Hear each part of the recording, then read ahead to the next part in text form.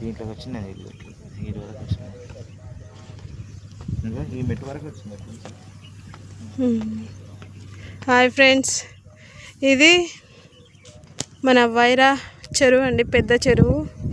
వైరాలో చాలా అంటే చాలా బాగుంది. వైరా వచ్చినప్పుడు ఇది విజిట్ చేయండి. అక్కడ మిషన్ భగీరథ ఉందంట, చూడాలి.